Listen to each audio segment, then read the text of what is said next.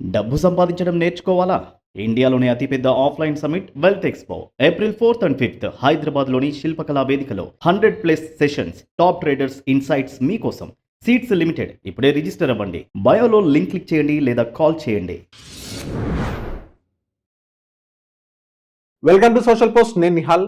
So last week మనం market కనుక మనం చూసుకున్నట్లయితే నిన్న చాలా బేరిష్ గా మొత్తం క్లోజ్ అయింది. అండ్ నెక్స్ట్ ఇప్పుడు మండే ప్రిడిక్షన్స్ ఎలా ఉండబోతుంది, ట్రేడర్స్ ఎలాంటి జాగ్రత్తలు తీసుకోవాలి, దీని గురించి మాట్లాడడానికి ఏ చక్రవర్తి గారు ఉన్నారు, సార్తో మనం మాట్లాడదాం. Hello sir, welcome to social post. నమస్తే నిహాల్ గారు. ఫస్ట్ ఆఫ్ ఆల్ మీకు మీ సోషల్ పోస్ట్ ఛానల్కి ఒకసారి ధన్యవాదాలు చెప్పుకుంటే అవకాశం కల్పించినందుకు మనం కార్యక్రమంకి వెళ్దాం. ఎస్ సార్, ఇప్పుడు నిఫ్టీ 50 నిన్న నేను చూసినట్లయితే కంప్లీట్ బేరిష్ సిచ్యువేషన్ ఉంది. సో మంత్ ఎండ్ కాబట్టి ఆ సిచ్యువేషన్ వచ్చిందంటారా, లేకపోతే అది కూడా వన్ ఆఫ్ ది కాస్, ఇంకా వేరే ఇతర రీజన్స్ ఉండాలంటారా? అండ్ రేపు మండే ప్రిడిక్షన్ మీ ప్రకారంగా ఎలా ఉండబోతుంది? నిహాల్ గారు, గత నెల నుంచి నేను ఒకే ఒక మాట చెప్తున్నాను. మధ్యలో షార్ట్ కవరింగ్ ర్యాలీస్ వస్తాయి. నిఫ్టీ ఒక 1000 పాయింట్లు పెరగంలోనే ఇంకా పెరుగుతోంది అనే ఉద్దేశంతో లాంగ్ వెళ్ళొద్దు. అవన్నీ షార్ట్ కవరింగ్ ర్యాలీసు. ఏమాత్రం నిఫ్టీ పెరిగినా షార్ట్లు కొట్టడానికి అవకాశం తీసుకోండి అని గత నెలంతా మనం చెప్తూనే ఉన్నాం. చెక్ చేసుకోండి వీడియోలన్నీ కూడా. మనం షార్ట్ యార్డ్లన్నీ పెరుగుతాయి అనేదే మనం చెప్తూ ఉన్నాం. సో ఇప్పుడు నా ఒపీనియన్ ఏంటంటే, ఈ మిడిల్ ఈస్ట్ వార్ అనేటువంటి మిడిల్ ఈస్ట్ టెన్షన్స్ అనేవి ప్రజలు అనుకున్నంత తేలికైనవి కాదు ఇవి. ఎందుకంటే లెక్కలు తెలియక గందరగోళంలో జనం ఏదో ఏముంది, యుద్ధం వస్తుంది పోతుంది, మళ్ళీ మార్కెట్లు పెరుగుతాయి అని ఒక ట్రాన్స్లో ఉండి గందరగోళ పడుతున్నారు. కానీ ఫ్రాంక్లీ స్పీకింగ్, నిజాయితీ చెప్పాలంటే చాలా లోతైన విశ్లేషణ చేసి చెప్తున్నాను. అంత తొందరపడి మార్కెట్లో అడుగు పెట్టద్దు. కొంచెం ఈ టెన్షన్స్ తగ్గిన తర్వాత అసలు ఈ పరివేశనాలు ఏ దిశ తీసుకుంటాయి, ఏ వైపు మళ్ళుతాయి అనేటువంటిది ఎవరు ప్రిడిక్ట్ చేయలేదు. అంత తేలికైన విషయాలు కాదు ఇవన్నీ. అందువల్ల మార్కెట్లోకి వచ్చేటువంటి వాళ్ళు, లాంగ్ పొజిషన్ బిల్డ్ చేద్దాం అనుకునేటువంటి వాళ్ళు ఆచి తూచి మాత్రమే పొజిషన్స్ తీసుకోండి. అంతేగాని, ఎందుకంటే డబ్బు పెట్టేది మీరు, పోతే నష్టపోయేది మీరు. అందువల్ల చాలా జాగ్రత్తగా ఉండే డబ్బు ఇన్వెస్ట్ చేసేటప్పుడు ఫస్ట్ ఆఫ్ ఆల్. తర్వాత నెక్స్ట్ వీక్ అసలు మార్కెట్ని ఏ విషయాలు ప్రభావితం చేస్తే చూద్దాం. అన్నిటికన్నా ద ఫస్ట్ ఇంపాక్ట్ ఏదంటుందంటే అందరికీ తెలిసిందే, America, Israel and Iran war, middle east మొత్తం ఈ టెన్షన్స్ ఖచ్చితంగా దాని ఇంపాక్ట్ చూపిస్తాయి. ఇక్కడ వాస్తవం చెప్పాలంటే నిహాల్ గారు, అత్యంత ముఖ్యమైనది ఏంటంటే అసలు సప్లై చైన్ మొత్తం డ్యామేజ్ అవుతుంది. ఇప్పుడు వారు ఆగంగలోనే వెంటనే సప్లై చైన్ ఏమి మీకు లాజిస్టిక్ సప్లై చైన్ అంటారు. అంటే ఈ గోడాలు కానీ గిడ్డంగులు కానీ, సప్లై నిల్వ చేయటాలు కానీ, పంపించడాలు కానీ, షిప్పింగ్ కానీ, ఇవన్నీ అంత తొందరగా వెంటనే రవాణా అంతా ఏమి వెంటనే ఊపందుకోవు. టోటల్ సప్లై చైన్ కొంత డ్యామేజ్ అవుతుంది. అందువల్ల యుద్ధం ఆగినా కూడా దాని ఇంపాక్ట్ కొన్ని నెలల పాటు ఉంటుంది. ఇది జనాలకు అర్థం కావట్లేదు. అందువల్ల నేనేం చెప్తున్నానంటే, ఫస్ట్ ఆఫ్ ఆల్ ఈ యొక్క యుద్ధం వల్ల మొట్టమొదట క్రూడ్ ఆయిల్ ప్రైసెస్ ఆల్రెడీ రాత్రి బ్రెంట్ క్రూడ్ బ్యారెల్ వచ్చేసరికి $111, ఒక బ్యారెల్ $111 పైన క్లోజ్ అయింది. ఓకే, అదే మామూలు విషయం కాదు. దాని ఇంపాక్ట్ ఇండియన్ ఎకానమీ మీద విపరీతంగా ఉండబోతుంది. ముందే చెప్తున్నాను. నేను పోయిన వీడియోలో కూడా చెప్పాను, $10 కనుక పెరిగితే ఒక బ్యారెల్కి మనకు $12 బిలియన్ అబవ్ ఉంటుంది దాని ఇంపాక్ట్ అని చెప్పారు. ఆల్రెడీ పోయినసారి మనం చెప్పుకున్నప్పుడు $36 బిలియన్ వస్తుంది మొత్తం టోటల్ ఎఫెక్ట్ అనుకున్నాం. ఏది $106.66 బిలియన్ మీద ఉంటేనే, ఓకే, $106.66 ఉంటేనే బ్యారెల్ మనకు చాలా $36 బిలియన్ వస్తుంది. రూపీస్లో కన్వర్ట్ చేసుకుంటే 3,30,000 crores ఉంటుందని చెప్పాను. Try to understand. అందులో ఇప్పుడు నేనేం చెప్తున్నానంటే, ఇవాళ ఉన్న పరిస్థితిలో ఇంకా క్రూడ్ ఆయిల్ $120 పోవటానికి అవకాశం ఉందని చెప్తున్నారు. $120 కూడా. దీనివల్ల మనకు రమారమి 4 లక్షల కోట్ల రూపాయల బడ్జెట్ పడబోతోంది ఇండియన్ గవర్నమెంట్కి. దానివల్ల ఫిజికల్ డెఫిసిట్ విపరీతంగా పెరగబోతోంది. ఇప్పుడు ఫిజికల్ డెఫిసిట్ కన్నా ఇంకో పెద్ద ప్రమాదం ఏంటంటే క్యాడ్, కరెంట్ అకౌంట్ డెఫిసిట్ విపరీతంగా పెరగబోతోంది. అది అసలు అంచనాలు దాటి వెళ్ళిపోతుంది. యాక్చువల్గా ఇప్పటికే క్యాడ్ డెఫిసిట్ వచ్చేసరికి మీకు 2025-26 ఫైనాన్షియల్ ఇయర్లో క్యాడ్ డెఫిసిట్ $13.1 బిలియన్ ఉంది. అంటే జీడిపిలో 1.3% జీడిపిలో ఉంది. ఓకే, అది మీకు చెప్తే నమ్మలేరు, ఓపెన్గా చెప్తున్నాను. రేపు క్వార్టర్ పెద్ద ఇంపాక్ట్ రావచ్చు, కానీ రేపు నెక్స్ట్ క్వార్టర్లో వచ్చేసరికి మీకు దాని ఇంపాక్ట్ లిటిల్ బిట్టే ఉంటుంది. మొత్తం మీద చూసుకుంటే మీకు రమారామి క్యాడ్ డెఫిసిట్ అనేది $21.50 బిలియన్ రావడానికి అవకాశం నెక్స్ట్ ఫైనాన్షియల్ ఇయర్లో. ఓకే, ఎందుకంటే సప్లై చైన్ అంత తేలి కాదు. పునరుద్ధరించడం అనేటువంటిది. అవును. క్రూడ్ ఆయిల్ తొందరగా దిగిరావు, సప్లై చైన్ అంతా మరి డ్యామేజ్ అయిపోయినప్పుడు క్రూడ్ ఆయిల్ ప్రైసెస్ వెంటనే యుద్ధమైపోవడంలో దిగిరావు. Try to understand. ఒక రేంజ్కి వచ్చి అయిపోతే మళ్ళీ పెరుగుతాయి, స్ట్రక్ అయిపోయి ఉంటాయి. ఇవంతా మీకు క్యాష్ డెఫిసిట్ ఎప్పుడైతే $21.5 బిలియన్ అంటే జీడిపిలో ఆల్మోస్ట్ 2.2% అవటానికి ఛాన్స్ ఉంది. ఓకే. జీడిపిలో 2.2% అంటే ఏమనుకుంటున్నారు, దాని ఇంపాక్ట్ ఎట్లుంటుంది అంటున్నారు ఇండియన్ ఎకానమీ మీద. అందువల్ల ఇవన్నీ లెక్కలే చెప్తున్నాను నేను. అందుకనే ఒకటి పక్కన ఏం చెప్తున్నాము, మీకు ఆల్రెడీ మనం పోయినసారి చెప్పాం, రూపీ అండ్ డాలర్ వాల్యూతో పోల్చుకుంటే రూపాయి విలువ సర్వనాశనం అయిపోతుంది చెప్పారు. అవును. ఆల్రెడీ మనం పోయినసారి చెప్పింది $94.80 టచ్ అవడానికి అవకాశం ఉందని చెప్పాం. మనం టార్గెటెడ్ ₹94.80 అని చెప్పాం. మొట్టమొదటి చెప్పింది మనమే ఈ విధంగా. అవును. అది రాత్రి ఎక్కడ క్లోజ్ అయింది అనుకున్నారు, నిన్న 27వ తారీఖున ఎక్కడ క్లోజ్ అయింది అనుకున్నారు, $94.86 మీద క్లోజ్ అయింది. ఇంకా 6 పైసలు పైన క్లోజ్ అయింది. టోటల్ నేను ఒక్కరోజే 89 పైసలు కోల్పోయింది రూపాయి వాల్యూ. మరి వీటన్నీ చూసుకోవాలి. ఒక పక్క రూపాయి విలువ పడిపోతుంది, ఓ పక్క కరెంట్ అకౌంట్ డెఫిసిట్ పెరిగిపోతుంది, ఓ పక్క ఫిజికల్ డెఫిసిట్ పెరిగిపోతుంది, ఓ పక్క ఇన్ఫ్లేషన్ అన్కంట్రోలబుల్ ఇన్ఫ్లేషన్ మేబీ 5.2% అయినా ఆశ్చర్యపోవాల్సిన పని లేదు. మొన్నటిదాకా మన ఫిబ్రవరి ఎంత వచ్చింది అనుకున్నాం, 3.21% అన్నాం కదా.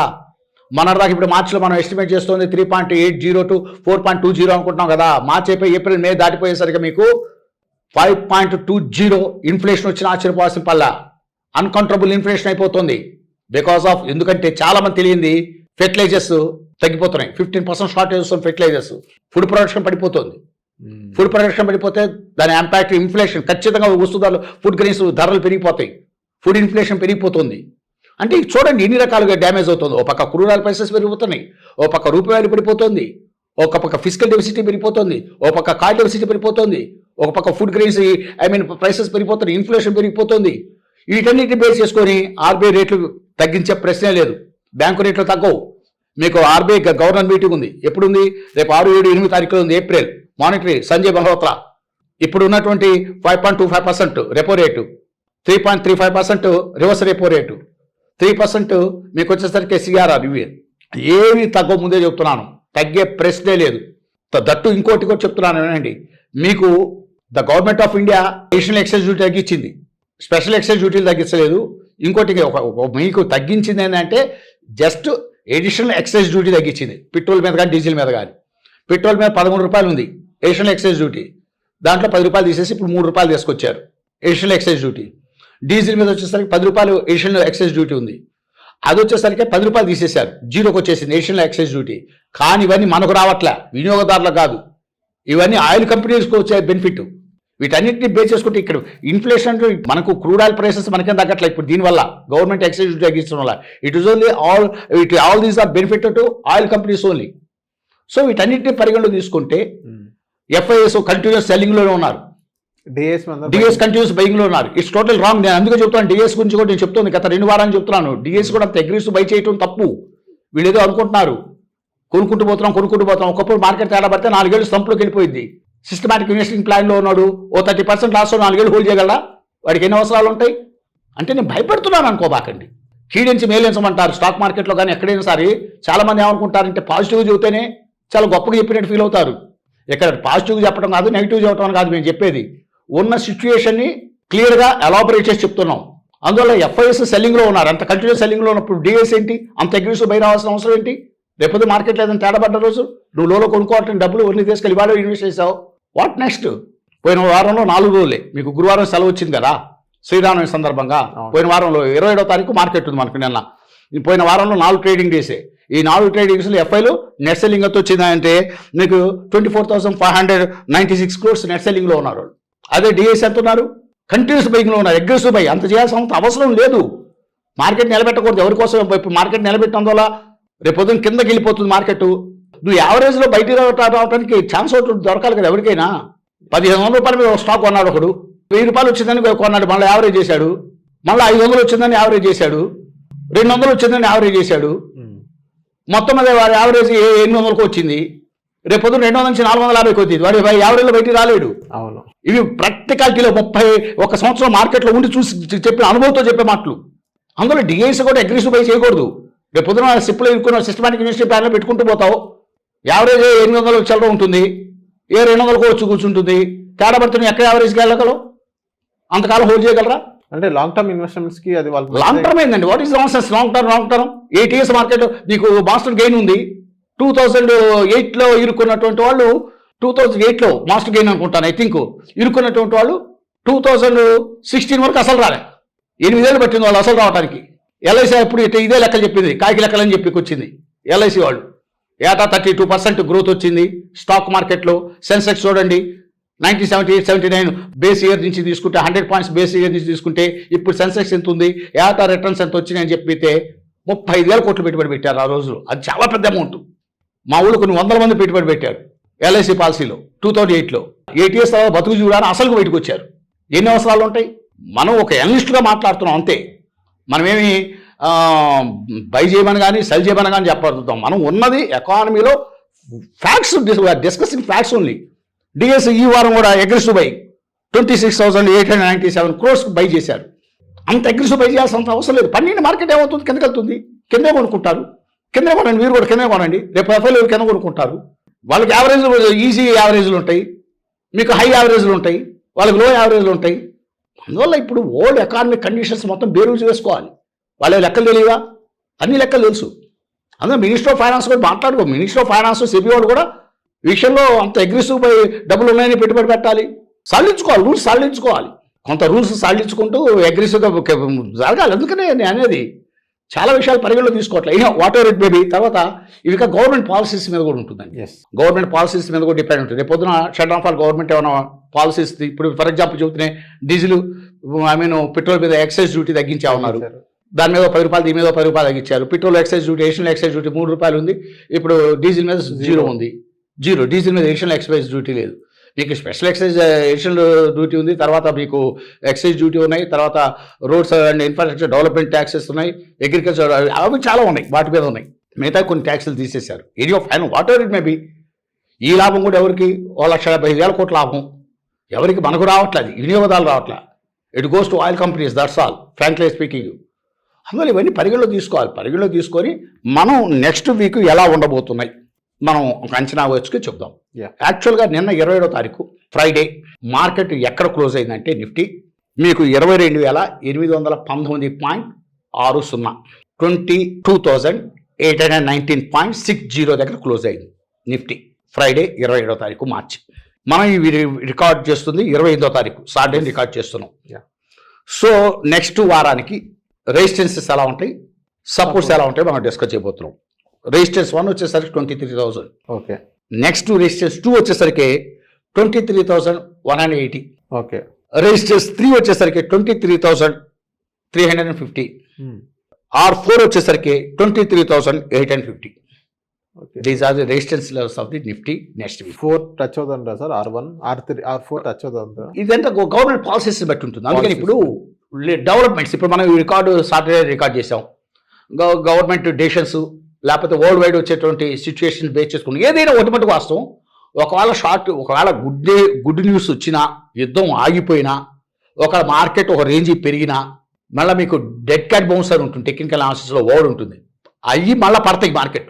ఒకవేళ ఏదైనా గుడ్ న్యూస్ వచ్చి యుద్ధం ఆగిపోయినా ఒక దశకు పెరిగి ఆ దశ నుంచి కరెక్ట్ అవుతాయి. ఎందుకంటే దీని ఇంపాక్ట్ జనాలకు అర్థం కావట్లేదు, చాలా తీవ్రంగా ఉంటుంది దీని ఇంపాక్ట్. సప్లై చైన్ అనేటువంటిది ఇమ్మీడియట్గా దాన్ని పునరుద్ధరించడం అంత తేలికైన విషయం కాదు. It take some time, not an easy. Logistical supply chain మొత్తం డ్యామేజ్ అవుతుంది, అది జనాలకు అర్థం కావట్లేదు. అందుకని తప్ప నెక్స్ట్ వచ్చేసరికి మనం సపోర్ట్లు చూద్దాం. ఒకవేళ మార్కెట్లు పడితే నెక్స్ట్ వీక్ ఎలా ఉంటుంది. ఫస్ట్ సపోర్ట్ 1 వచ్చేసరికి 22,450. ఓకే. అది కట్ చేసి కిందకు వస్తే సపోర్ట్ 2 వచ్చేసరికి 21,850. నెక్స్ట్ అది కూడా బ్రేక్ డౌన్ కొట్టి కిందకు వెళ్తే సపోర్ట్ 3 వచ్చేసరికి మీకు 21,500. ఒకవేళ 21,500 కూడా బ్రేక్ డౌన్ కొట్టింది అనుకోండి, ఏదైనా బ్యాడ్ న్యూస్ వచ్చి గట్టిగా న్యూస్ వచ్చి S4 వచ్చేసరికి 21,200. అక్కడ ఆగటానికి గట్టిగా పట్టుకుంటారు.